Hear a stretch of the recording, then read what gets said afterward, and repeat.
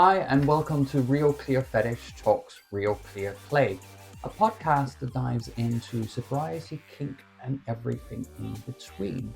This week we're on the couch and we have Ed with us. Hi, Ed. Hi. Hi, how are you?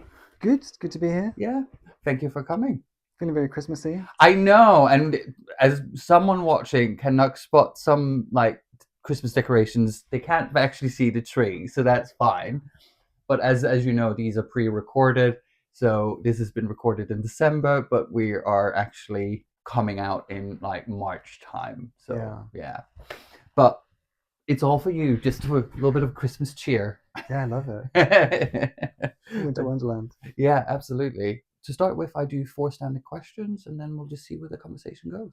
Sure. Fantastic. To start, names, pronouns, and title. I'm known as Ed Firth. My pronouns are he, him. It's kind of boring, standard, basic man. And my title? Well, if you have any. Let's go with Mr. Next question. Tell me a little bit about yourself.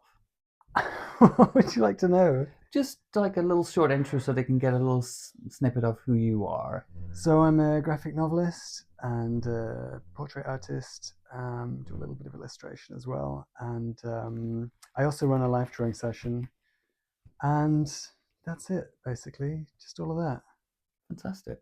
Completely sober, clear-headed, or social drinker? I'm what we call California sober. I love a bit of THC. I have a vape, but everything in moderation. And I drink a little bit, but as I get older, I'm less and less interested in it. My body seems to just have revolted on it. And I no longer, when I drink, I don't feel myself getting jollier, which I used to. You know, you get that lovely feeling of gradually just sort of being more oiled and having a gradually better time, and I get none of that now. I'm just very aware of how many calories I'm consuming.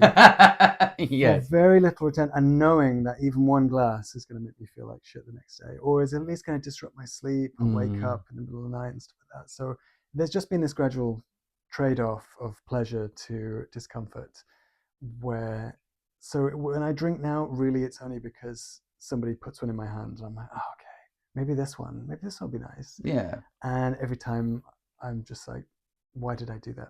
But yeah, I do like to vape occasionally. What is ClearPlay to you, and why is it important? It's not something I think about a lot, but other than with my volunteering work with control and chemsex, where I think about it a lot and it comes up in conversation a lot. But so sometimes I will be personally will be a little high on THC when I'm playing, but for the most part, I do really want to be living without any kind of chemicals. I only just got my first box of PrEP this week because I'm just the idea of taking any medication or being on any chems regularly just feels like it's not me, and I'm always interested in what is the me that I am with nothing else present. So I suppose, whilst it's something I don't think about directly about ClearPlay, the idea of, because most of my day is spent creatively, and I am very aware that I don't want to become reliant on something. You know, I can have fun doodling and being creative or finishing off a piece of work when I'm high on weed, but I don't want that to be something that I feel that is necessary, or it's just always been something I've been very careful to moderate. And since I got a vape, it's much easier to control. I think when I used to smoke joints, tobacco creates its own rhythm for you, where I would have a desire every day. If I had some weed, I'd be like, oh yeah, I really should have a joint. I should just use up that weed, and then I can be back to being clear-headed every day, and not waking up with a stone over. And since I ditched tobacco years ago when I was about 38, I've just never looked back, because I can now just have a toot on the vape whenever I want, and also it's much more. Then I can measure it. It can be in much smaller increments. Yeah. I can have the tiniest little toot if I want, or just a couple, or if I want to get baked, I can get baked. But I don't feel obliged to smoke a whole blunt or half of one, or whatever, however I would measure it before.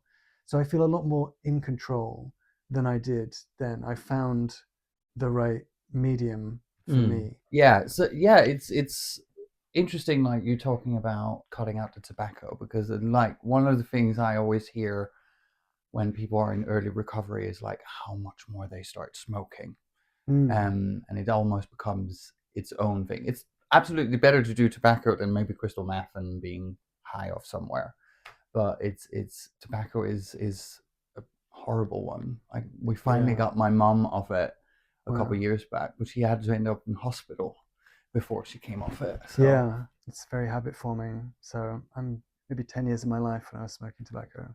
I mean, I even have some in my room, and it's been there for since I was since I was 38, and I have no intention of touching. I mean, it's probably dust by now. probably, yeah. But yeah, once I found a way to be able to enjoy weed without tobacco, I've never touched it since. So you mentioned controlling chemsex. Uh-huh. It's a charity that's close to my heart, definitely. I've done work with them as well. Yeah. How did you get involved with them? So when I wrote the first graphic novel, I got a bunch of orders from someone called David Stewart, and I then got an email from David Stewart after I'd posted them out, and he was very effusive in his praise and said that he had bought the extra copies to hand them out at Dean Street, and he was very impressed with the work, and he really enjoyed it. He was so glad that someone was doing something like this, something that's in a very accessible form and is speaking very honestly about the kind of issues people are facing in the LGBTQ scene. And he said, if I can be any assistance at all, just let me know. So we had a nice email correspondence going. And I wish I'd met him in person because, yeah, he didn't make it through 2020. And then at his funeral, I decided I had to go to his funeral. And there, Ignacio gave a eulogy at the funeral. It was such a nice funeral too. It was the gayest funeral I've ever been to in my life. Were you there? Absolutely. Well, I was there singing. Oh, that's right. Yeah, we Yeah. were the London Gay Men's Chorus singing. So Yeah. So yeah, that was beautiful. the And gayest send off. the pianist was doing like very gentle covers of like "Can't Get You Out of My Head" by Kylie and stuff. And there was white roses on the piano. It was just super gay, and I was very moved by it. And then Ignacio's eulogy was beautiful, and I decided I had to speak to him because I was just like, I'm never going to let this happen again. Where if I have a desire to speak to somebody, I'm going to make it happen. I'm not going to wait for like the right day to come. So I did. I sent him an email and said, I can't remember what I said. Just that I knew David, and I can't remember if he suggested we meet or I suggested it, but we met up, and he asked me if I wanted to do some illustration, and I said, yeah, of course. And then he also asked me if I wanted to volunteer, and I was just so ready to do that. Like I'd done a little bit of volunteering here and there with things like in the soup kitchen and a homeless shelter. But I don't know, I had this desire to do something that was for the community and much more tailored to me. Anybody can sort of lay out sleeping bags in a shelter or something, which is great work. Anybody who does that, more power to you. But it wasn't specific to my skill set, and I was just so ready for someone to ask, like, do you want to be doing illustration? Do you want to be listening and having conversations with people on a kind of peer-to-peer basis? That's what I was ready for. So I jumped at the chance. We did 12 weeks of training, and that was 3 years ago. And I've seen, I don't know how many clients, maybe 30 different clients. And I love it. I just love the work. Everybody's different. People can be very surprising. People can be very unsurprising. You hear a lot of the same things because mainly it's meth people are battling with. Sometimes they have issues around kink and they have and sober sex. That stuff I sometimes have to do a little research about because I'm very vanilla myself. I've never done any of these drugs, never done G, I've never done meth, but I feel like I can relate, and I can relate to people maybe prioritizing sexual adventures over their personal safety. Things like that I can relate to. Maybe devoting. We all adrenaline junkies, really. When it comes to stuff, and this is why dark rooms and back rooms are exciting, or anonymous, or cruising grounds, and that can be a natural high in itself because it's that slight danger, and that's where we like also like grow up gay and we're told we're wrong all the time. It's like, well, we want to be liberated and not go against the norms. Yeah. Yeah, you want that sense of adventure. But I mean, having sex with strangers, you're much more likely to be harmed or killed by someone you know. Yeah. So everybody should be having sex with people they don't know. That's the safest way, surely. Yes, I haven't really thought of it that way, but yes. But I don't know. I think a lot of that dark rooms and so on, and the way we meet on Grindr, feels like bypassing the heteronormative kind of conventions of pretending you're going to spend the rest of your life with somebody, or acting as though you might, or you might start a family with them. And we're just like, okay, let's just get around that and straight to the cock. Yeah. So all that kind of stuff I can relate to with the clients. That feeling of risk, or that need for risk, or the relationship with risk and danger as you are kind of navigating your trauma and processing things and maybe not yet doing the work. That kind of stuff is what I wanted to explore with the graphic novels.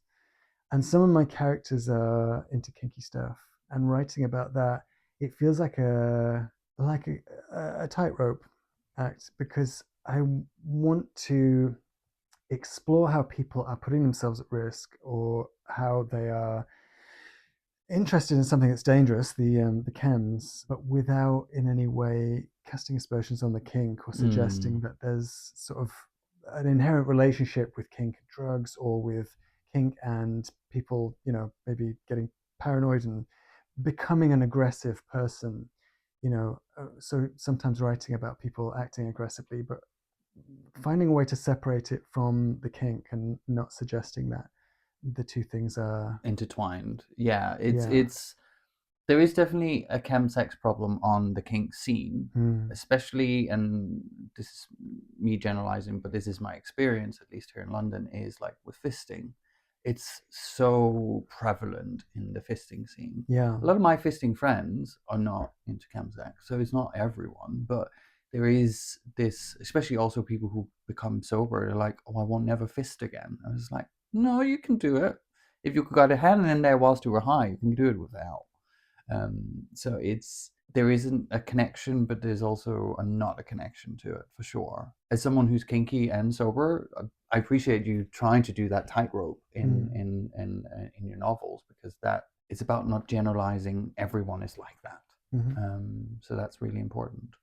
So how did you get to a point where you wanted to do a graphic novel about chemsex and that culture? So I'd been doing a zine for years, and I knew at some point, basically I started doing the zine to improve my drawing, or the work that led to the zine was about improving my drawing, because I wanted to get back into animation, like hand-drawn animation. So I had quite an ambitious project in mind.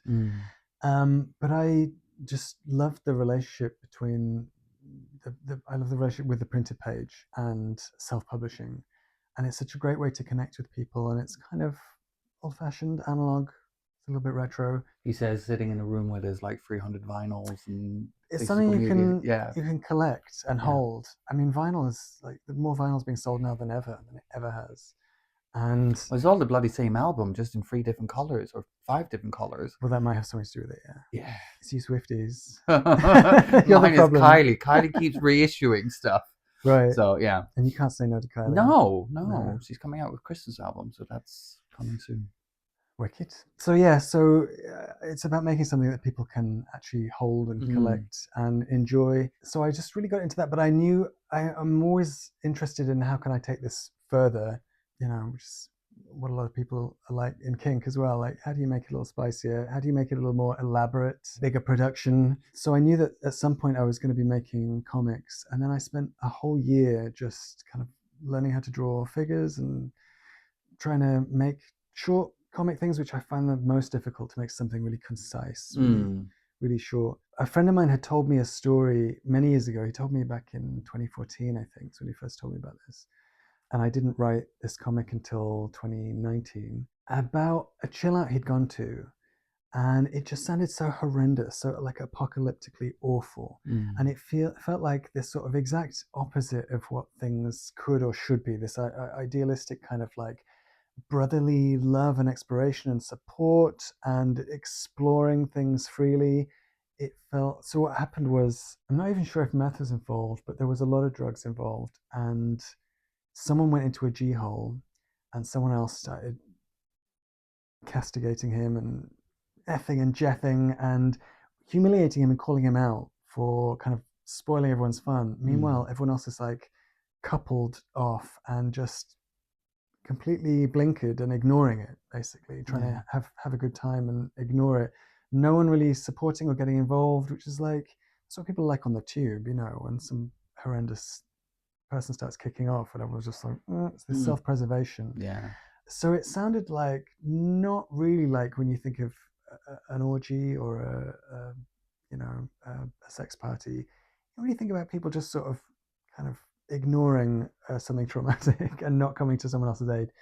And my friend did help this person out who was in the G hole, and then later he came out of it, and the guy who'd been screaming at him, he went into a G hole, and the guy who'd now recovered started screaming at him and calling him, you know, just sort of cutting him down and humiliating him, and just it sounded like this horrible kind of cycle, and you wonder how long that would go on with them going in and out of G holes. So he told me this, and my friend left and sort of paired off with someone, and that story formed the main story of my first graphic novel, and I kind of elaborated on it a little bit. Yeah, there's just the coldness of it, the kind of horror of it stayed with me. And when I had done some practice and felt I was ready to draw and write something longer, I knew it was that story that I had to do, because I want to write about my culture and my community, and I'm not really interested in fantasy. I'm not really interested in historical stuff. I mean, this is a period piece, because I'm really only interested in writing about between like 2007 to about 2017, maybe 2015. Just that time. I mean, I'm sort of interested in the time when I was in my 20s or still acting like I was in my 20s. Because you had so much energy to get into trouble. A lot of doors were open and you hadn't yet tired of a lot of stuff. Like now I'm pretty tired of alcohol. I don't have this same interest in drugs and ketamine and methadone. Tried them, had some fun, had some good times, had some bad times. Kind of done with it. And if you offered it to me now, I'd just be like, for what? I've got much more interesting things to do in the morning or with my Monday or whatever. So, or with my weekend. Yeah, that was what got me into it, was the reason that story stayed with me, because I was really kind of, I had a lot of anxiety for my friend. I felt that he was going to slide deeper into this world, and he didn't, because he's a lot like me. He, in many ways, he's just sort of like, will say yes to a lot of things, but he would always say yes to drugs. Even if he was already wasted, he would still, even if he couldn't speak, he would say yes. Yes. Yeah.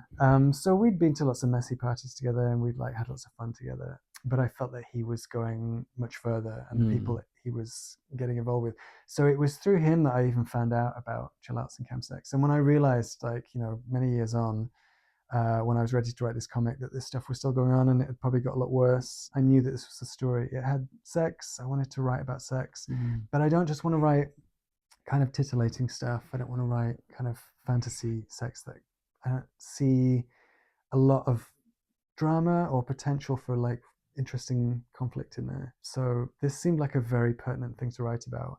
It was calling to me creatively, and then also I just feel this is a really important thing to be discussing with people. So many people just had no idea about it. So my audience tends to be a mix of people who've never heard of this before, or people who are sending me messages. Maybe I've known them for years, saying, yeah, I got into this myself for a few years, or I still am. And I'm so glad you're talking about it. And I recognize this moment felt so true to these people. Both of those responses is pretty encouraging. It's like, this is something people need to talk about. I mean, a lot of GPs don't know what PrEP is still. I've had to explain to doctors what PrEP is, and it's like, why do you take that? It's like, well, because I'm preventing it from happening. It would cost you a lot more money putting me on antivirals afterwards. And they know what those are. So it's just like, So I feel that I feel a responsibility to try and educate and elucidate a little bit and shine a bit of light on this scene, and just so that people know what's going on and what kind of options they have. When I went to Tom of Finland house last year, I was going to write a comic while I was there, and one of the people I spoke to was Dr. David Fawcett, who is he an activist and a doctor, educator in the States?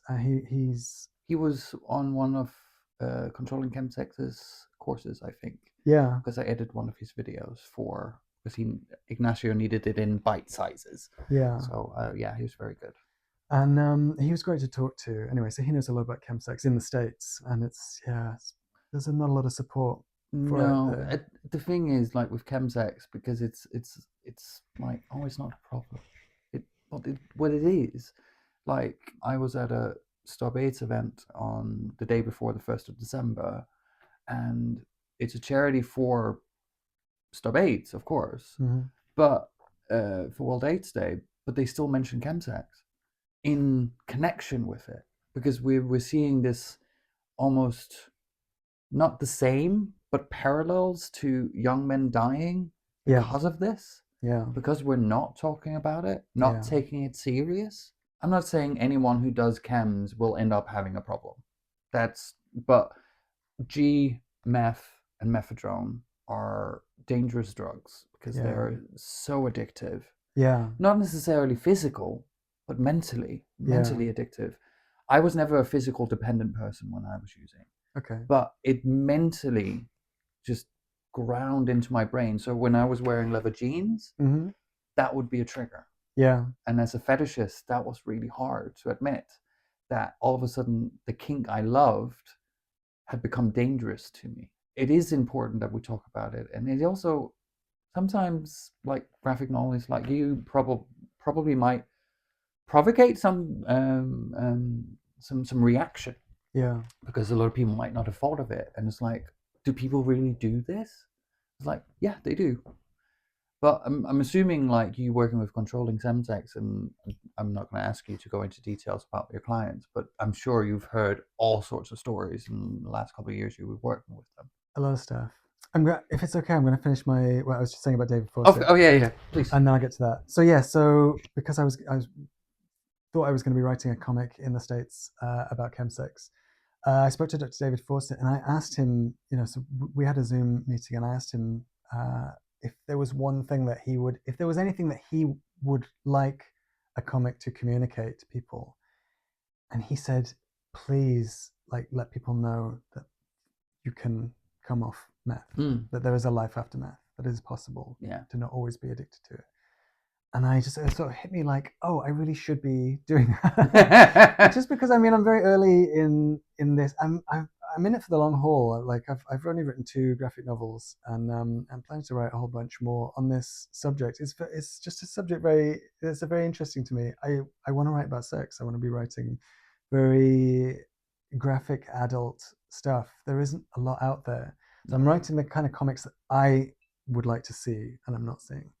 I mean, one day someone else will start doing it, and then I'll have competition. You'll be the original. But yeah, so when he told me that was something that, as a healthcare professional, someone actually helping people come off things, I realized, well, that's a direction I can move in with the next graphic novel. So the one that I'm writing at the moment touches on recovery a lot more and explores it. Like, what is it like? And triggers is a massive thing. Yeah. And it's a massive thing in the issue in the controlling chemsex work that I do. That's something that we have a lot of discussions about. It can be really interesting. Like you say, anything can be a trigger.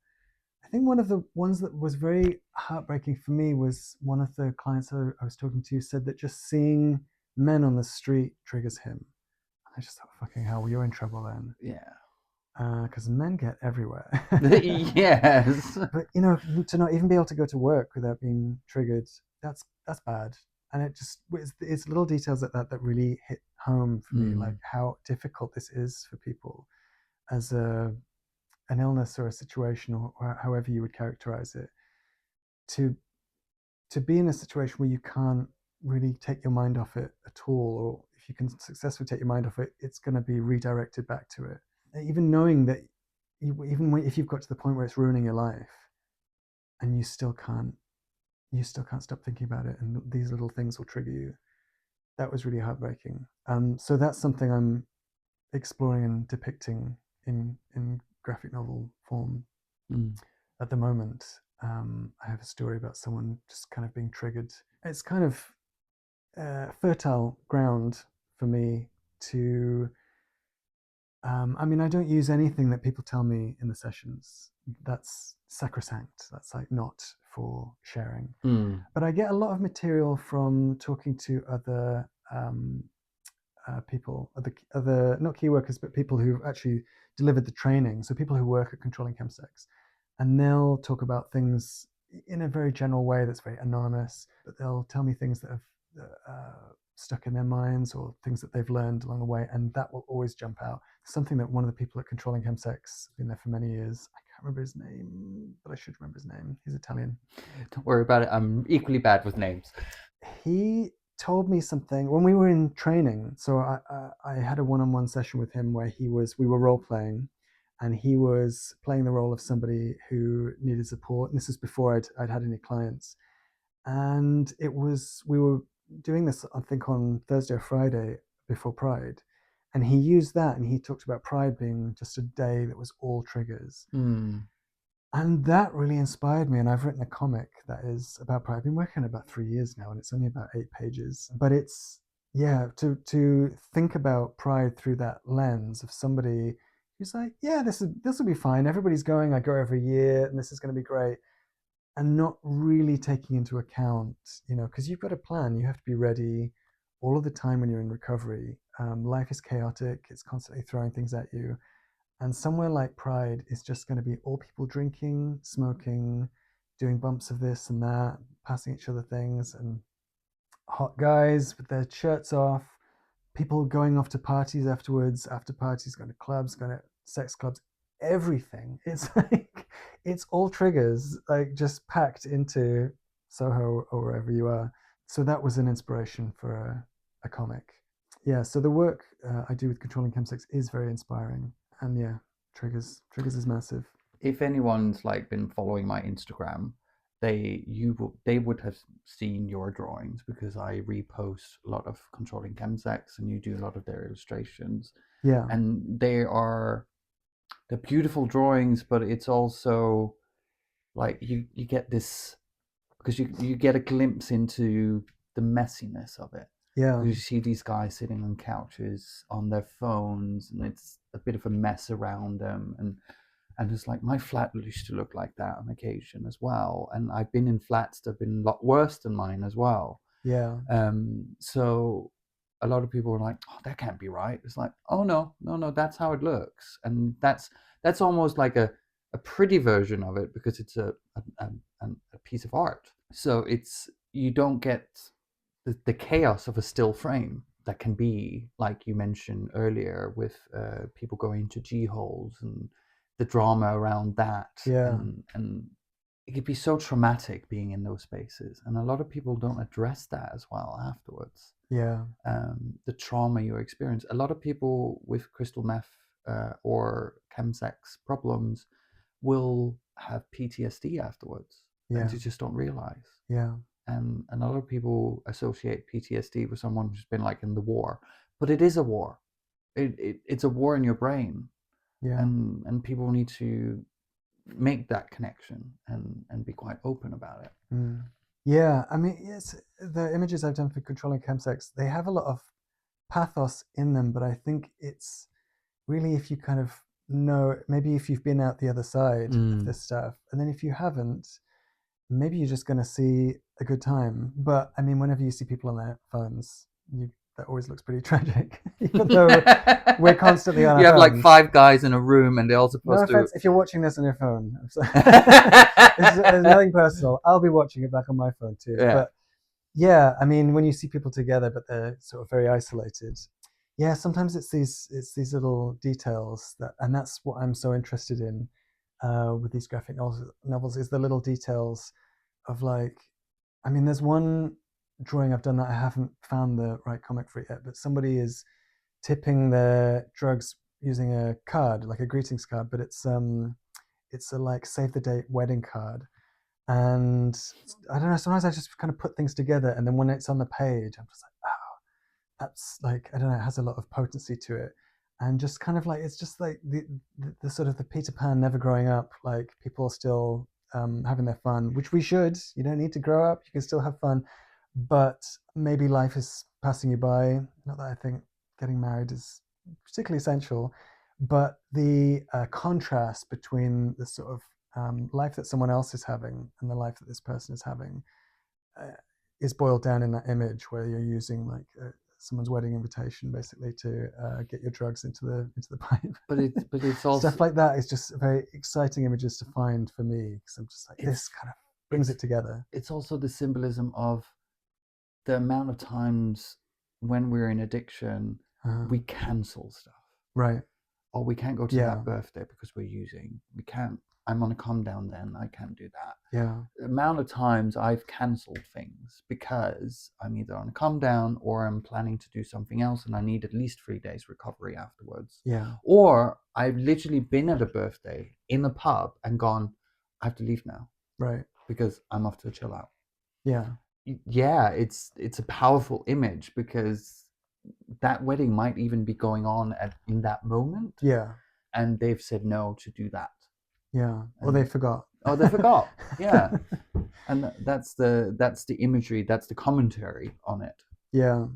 So I'm looking for that kind of like very powerful imagery all the time. And because there's a lot of emotions involved. And so something like the illustration I did for controlling chemsex, you might not really see the emotions unless you have some connection with it. Mm. You might just see it as people like, yeah, they're sorting something out, like they're getting on with it.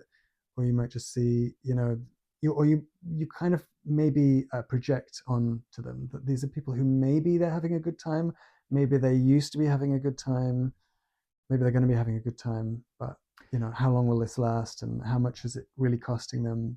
I mean, if people want to play on cams, like I said, I like weed. If that's what people want to do, then that's what they're going to do. But yeah, through the volunteering with controlling chemsex, I just see a lot of really broken people who are really desperate to rebuild their lives, and it's such a struggle. And they have everything else going on in their life still. They still have to be paying rent, and they still have to be sorting out family struggles, and doing their laundry and every other struggle that everybody has, but with this nightmarish thing on top where they constantly feel this tug towards throwing it all away again, or ripping up the work that they've done. Yeah, there's a lot of pathos in that, and I feel I kind of feel a responsibility to depict the highs and the lows, and really show the suffering that people are going through, but without skimping on the fun stuff Mm. either. I really want to show the spectrum of what happens, and the possibility of recovery as well, which can be a struggle. Well, with the work I do, I meet a lot of people in early recovery and see the struggle, and for me, when I run into these people, it's also a reminder to myself where I come from. Uh-huh. So I think that's really important. It reminds me why I don't do it now. Yeah, Because as you say, it can be fun, yeah, and I'm not gonna not say it wasn't fun. Some of it was just maybe the tail end of it that was terrible. Like, when does that scale tip? When does it go from fun to not fun? yeah, When does it go from something you just do on occasion to you crave it? And it's a very hard scale to, because it sneaks up on you. yeah, It's not something you're noticing happening. No addict will tell you the day they became an addict right, because they don't know.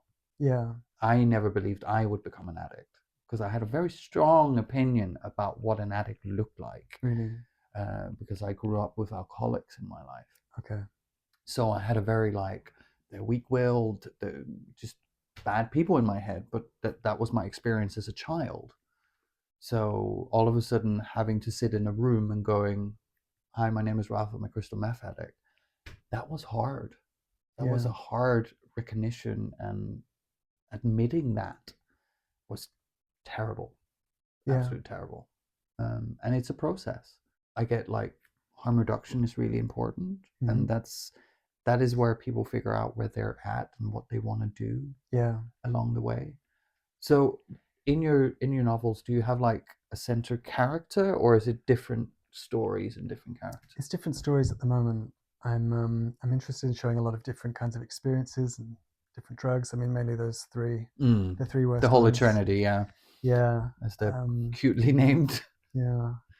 But no, I don't have one character. I kind of feel that I would be limited, or yeah, I feel it would be kind of limiting. I'm interested in showing like I wish I could be faster and more productive in my comics, because there's just so many stories, all set in London really, that I have in mind, and different people from different walks of life, different experiences, different ethnicities, different genders, and I'm slowly doing one at a time.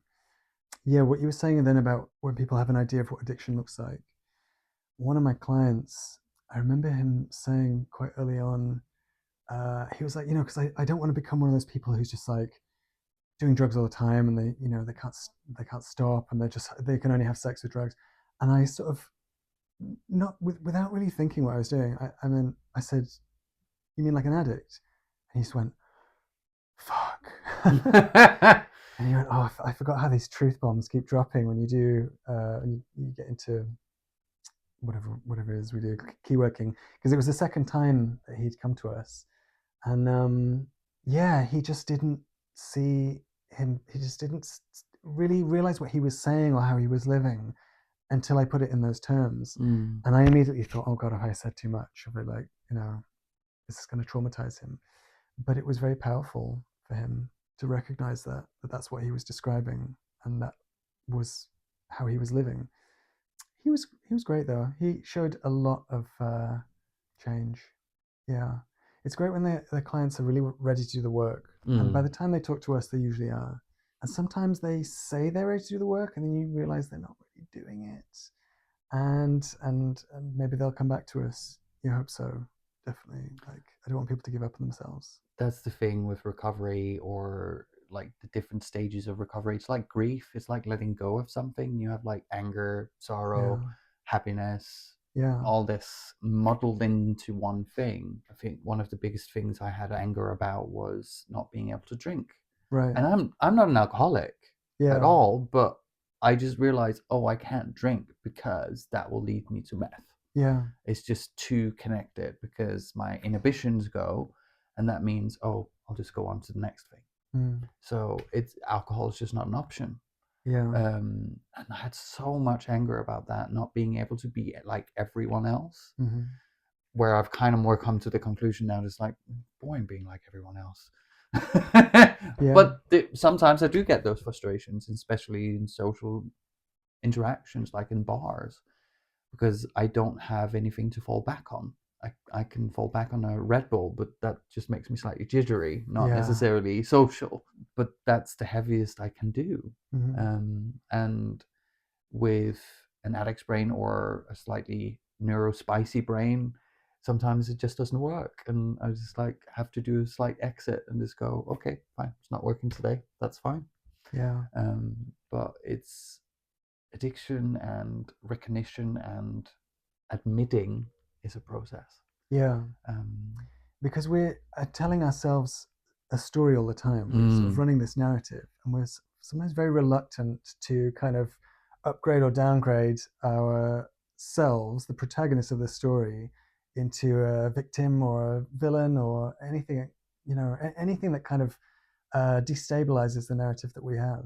And some of the work that we do involves a bit of storytelling, because there's two exercises that we suggest to people. One, I think in the second session, is that people record a voice note to themselves. And I've put this in one of my comics as well. And that can be really powerful, to have a voice note on your phone, which is like an intervention by yourself from the past to your current self. I mean, we usually think of an intervention coming from the future self, and it kind of is that as well, because it's just an opportunity to have a word with yourself and say, before you do this, just remember, these are the things that we're trying to achieve. this is what you want to happen. This is what you know is going to happen. This is going to lead to this. This is what happened last time. This was you at your worst. And you're the only person who can really tell that story and really connect in that way to yourself. So, even a short message, like 2 minutes, where you just like, don't do this. We have been here a million times before. That can be really powerful. It can be something really useful. And then you can have that on your phone and be carrying that around with you and listen to that. I've had people who listen to it and still go ahead and use, but they at least gave it a go. Sometimes it's just putting those seeds in slowly. Yeah. And sometimes it takes time to grow and to get to that point.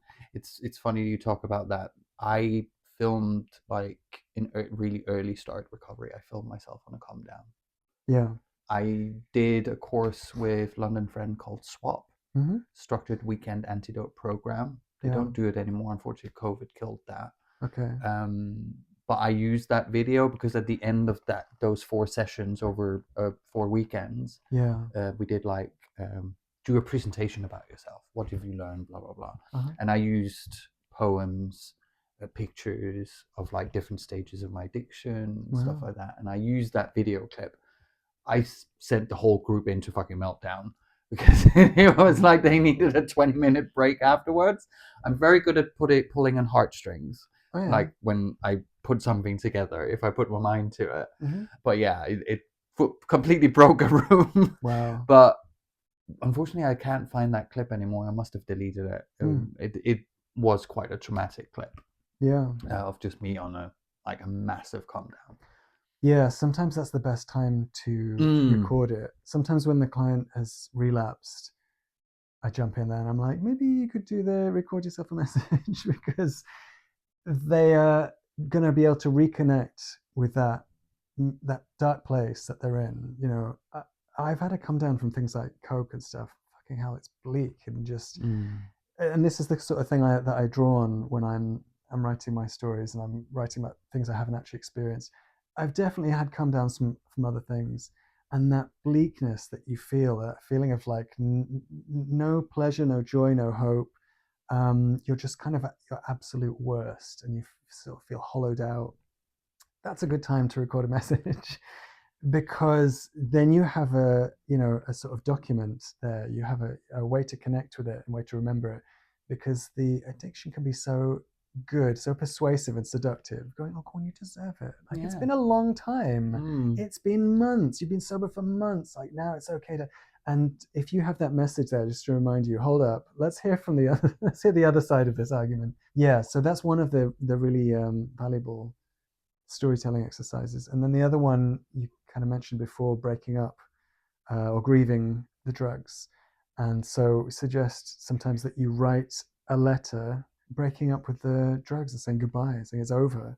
We had a good time. Remember this? There was, remember, we'll always have Paris. We'll always have Charis. And then that exercise, because that's a narrative exercise, that's writing, that's something creative. That gives people a chance to visualize and understand it is over, rather than just kind of hope it's going to be over at some point, rather than it being a kind of a vague hope. You're actually kind of setting a boundary there and spending that time also characterizing your addiction or the drugs as a person and communicating with them and thinking about how you would let go and recognizing that it's difficult and that there is a relationship there. So yeah, I think that's very powerful to bring in storytelling and creativity. I always am interested in whether the client has any kind of creative outlet, because, and this is my own kind of like prejudice or my own kind of like hobby horse or whatever.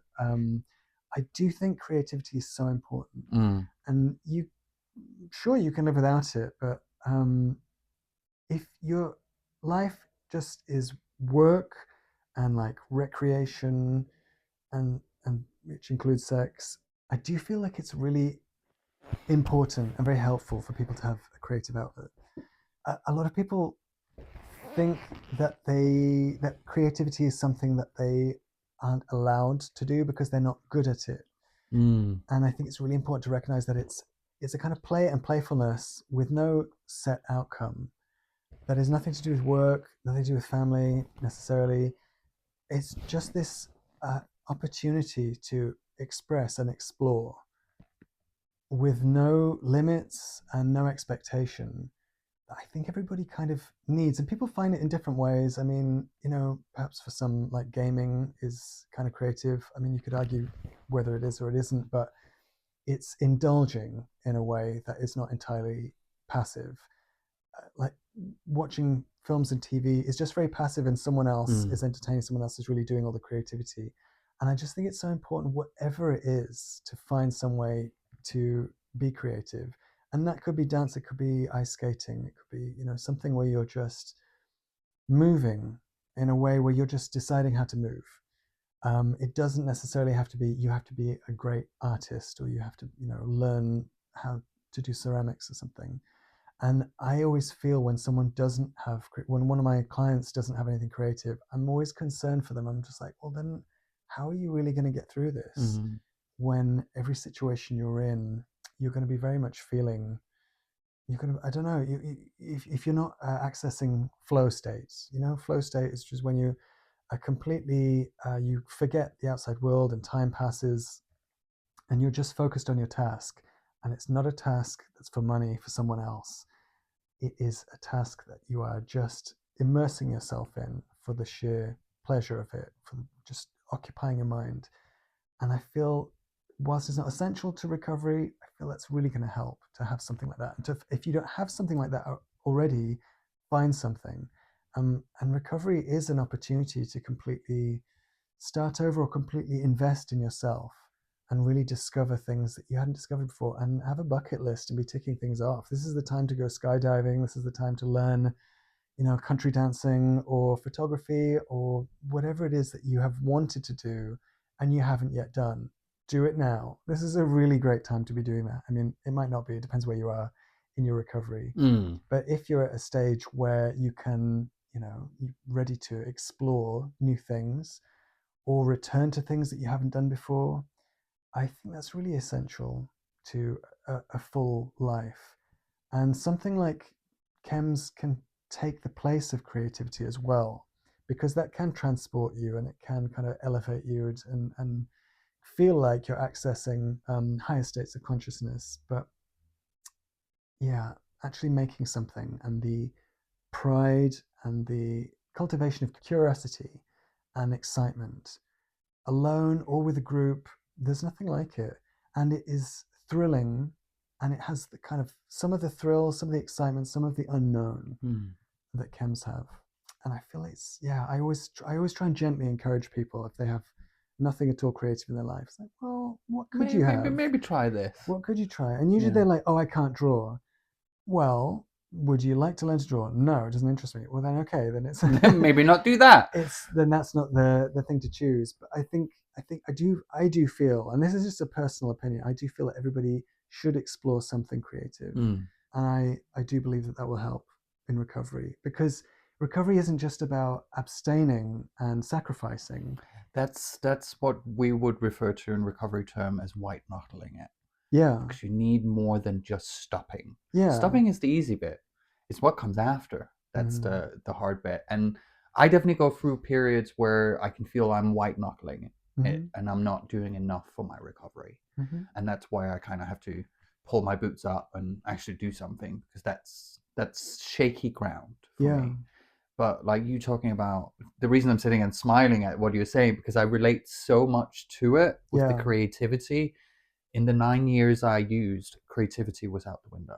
I didn't do anything. Before I moved to London, I did theatre, I did video work. I was in the midst of trying to make a brand when it came to video editing. But that didn't happen. Now I do this. I do video photography for the chorus I'm in. I sing with the London Gay Men's Chorus, which is a big part of my recovery. Yeah. I'm so creative, I don't really have any time to just sit sometimes, which is a good thing and a bad thing sometimes, but creativity and recovery go hand in hand. Yeah, absolutely, I fully agree with you. And it's dopamine. Yeah, it's giving you dopamine, and it's a very sustainable way of getting it as well. It's less paranoia. Yeah. for sure. No, come down. No come downs. I think the only come down I get now from my creativity is post concert with the chorus, because you get a little bit Yeah. the blues afterwards. But Yeah. that's an adrenaline high you've been on for like a whole weekend. That's when you need to go and fist a bunch of people. Yeah, absolutely. And it's like everything you're talking about. It's like I relate so much to it, and I'm glad that there are charities like Controlling Chemsex, and there's now other charities doing similar things to what Controlling Chemsex are doing, which is also great. Yeah. Because Controlling Chemsex was so, I don't know why I want to use the word radical, but it was a little bit radical because they were on the platforms where the problems were. Yeah. And I know they had problems with Grinder and Scruff, and it's like as soon as you use the word chems on there, they delete you. But anyone saying HH in the profile, they're fine with. Yeah. It's such a, And people will always find a way oh, around. absolutely. I've literally now had to change my profile name on Grinder to Viking no HH, because if I put it in my profile text, no one sees it. And that's fine. No one looks that far. No one looks that far. Yeah. And I'm guilty of that on occasion as well. So I have to have it in my profile name. Do I still get offers? Absolutely, because no one reads. They're just like, he's hot, I'll send him a message. And that's fine. I'm now privileged enough to have a home in, I would say, the chemsex triangle in a way. So I'm glad I'm at where I'm at in my recovery. If it had been earlier recovery, I wouldn't have moved here. Yeah. Because I work from home most days, and 9 a.m. on a Tuesday morning, we're 5 guys here. Do you want to come over? I'm just like, no, I'm just having my morning tea and starting work. But you go and have fun and be safe. I mean, just London generally is quite a dangerous place, I think, to be in recovery, or it's challenging. Like, you talk about white knuckling it. Living in London is, I'm always really happy when their client says they're moving away from the city. There's a chance for you. I mean, there's a chance if you stay, but you're making it so difficult. London is, I always kind of like, when people ask me, especially people like from family and so on, do you love living in London? It's like, yes, most of the time. Sometimes I hate it, but I think that's any big city. There's love and hate relationship with it. Don't like London in wintertime because it's just grey and dull and wet. And where would you rather be in wintertime? Somewhere sunny. But then I don't tan, so it's a bit of a weird one. I want to be in a hot country, but I'll sit indoors. Yeah. So it's a weird one, but I'm really, really happy that you are with Controlling Chemsex, even if you don't have like you've experiences, but you don't have the experience with those free drugs, but you still have great magnitude for empathy. Well, and like that's important. I say to clients, like, I've been horny and I've been high. Like, I've had group sex, I've been out of my head, just not these specific drugs. Yeah. I remember when Mephedrone came out, and it was so much fun. Like, you would Mephedrone was good at the start. You'd text a guy and he'd show up on a moped with like bags of drugs, and they were like cheap as well. And this is when it was still plant food, you know. So people were buying it in industrial quantities from a garden center or something. Some guy would show up on a moped, and it was just like a sort of diet MDMA or something. It was like yeah. And then the Daily Mail got involved, and then it just became something really gross. I don't know what they put in it, but it smells bad. Oh, and it's in your skin. Didn't seem to do anything for me anymore, and so I was done with that. I was done with that a long time ago. So I don't know how people get into that drug. That's the one that really mystifies me. You got hooked on that one? Okay, but each their own. Yeah. Well, I think with Mephedrone, because I kind of look at Mephedrone as being the cheap man's crystal meth now. Okay. Because that's when you're on a budget. That's when you have that one. But those free drugs for some reason go hand in hand now. Yeah. That's kind of, they're there. They're the ones that cause the trouble. Yeah. Definitely. I don't think Mephedrone would have caused that much trouble if the government hadn't get involved and just kind of left it as something that was kind of monitored in a way, because it was still legal. Yeah. Even as an addict and someone who can't do drugs, I do think Portugal has something right. Yeah. With legalizing drugs. Of course, it's a bit more nuanced than just legalizing everything. I think they decriminalized. They decriminalized drug being possession of drugs, but it's not. It's still legal to sell. Yeah. So they treat people with addiction issues as an illness, A health not as a issue, criminal. Yeah. And I think that's really fucking important. They halved the addiction rates after they did that, because they are addressing it. People are not scared to call for help. Yeah. I was lucky enough to do a program with the BBC, an investigative program about chemsex, this year, or last year, as it would be when the episode comes out. And they had an ambulance driver on there, and he was like, "Yeah, people are scared of calling an ambulance because they think we're gonna call the police." Yeah. I was like, "No, they don't. The ambulance will come out if they feel that need a police or someone's being violent, of course. Yeah. But if it's a overdose, no, police doesn't necessarily need to be involved." Yeah. And people don't know that. They thought as soon as you mention the word chems to an ambulance person or the emergency service, they'll send the police right away. No, they won't. Yeah. So that is really important as well to kind of get across. And that's why decriminalizing something like this could be important. Yeah. When you outlaw drugs as a government, you are making sure that the production and distribution of those drugs is in the hands of criminals. Yeah. Like, you're making sure of it. That's 100% certain that that's how it is, and they know that, and then they know that there's an alternative. I mean, the government in this country has a track record of firing their drugs advisors because they keep telling them the same thing. They're like, if you legalize it, you decriminalize it, then drug use will go down, and you'll be able to treat people more directly, and all crime related to it drops immediately. And they're like, you're fired. That's not what we want to hear. You're supposed to say drugs are bad. Yeah, the whole just say no, it doesn't work. Yeah. Because that just makes it interesting. Yeah. How often do children not go out and do stupid shit because their parents said they shouldn't? If shaming people worked, then that's what we do at Controlling Chemsex. We would shame them if that was what was effective, and it's not effective, so it's not what we do. No. We're coming to the end of the episode. It's been really, really lovely to talk to you. If anyone's listened or watched and they're really connected with something you've said, or they want to look up your work and so on, where can they find you? edwardfirth.com is my website, and I'm at the For Realist on Instagram, and I have a life drawing session at East London Life Drawing, also on Instagram. You can find me there. Fantastic. And Controlling Chemsex, where can they be found? Where can they be found? ControllingChemsex.com, I believe. Yeah. That was a lucky guess. Well, they're also on Instagram, and you can sometimes find them on Grindr and Scruff. Yeah. And they're always happy to answer questions if you're in need.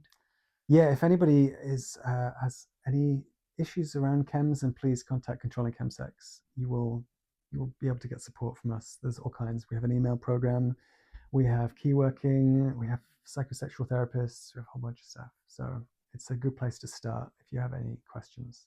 And I normally end with the last question of going because it's a kink podcast, I kind of ask, what is your favorite piece of gear? But as you mentioned, you're slightly vanilla. I'm very vanilla. Is there any, when you see a man, he's wearing something, is there anything that kind of excites you? What would be the favorite bit you would like to see on a man? On someone else, honestly, I just like to, whatever they have on, that is what I'm into, really. An expression of who they are. I'm not anti-kink in any way, but buying things for sex is just I don't quite connect with that. Buying things to wear for sex. I think they look great. I'm often admiring the tailoring or the design, and I like drawing them on my characters as well. I'm just it's not for me. But the only kinky thing I wear is a cock collar, because it makes you veiny. It makes everything stand out and very sensitive. So it's like a button thing. You can get them in leather as well. No, it's like a silicone thing that I have to break my fingers. So like a cock ring. Yeah. On the cock and the balls, and just makes everything kind of taut and veiny, and I like that. And that's about it. So that's all I wear. That's kinky. Well, that's perfectly fine. That's amazing. Yeah. Thank you very much for coming on. It's been Most an absolute welcome. joy to talk to you. It's been a seasonal treat to Yeah. be here. Fantastic. And that was this week's episode with Ed, and it's been absolutely lovely to talk to you and talk about controlling chemsex and your art. Do go and check out his stuff. It's absolutely amazing, and also the works that controlling chemsex do. It's so important. I know a lot of people wouldn't be around if it wasn't for them. So go out and have fun, be kinky, be safe, wear a cock ring. Yeah, try it. Try it, wear a cock ring. It makes the dick look nice. But I'll be back. I'll see you then. Bye.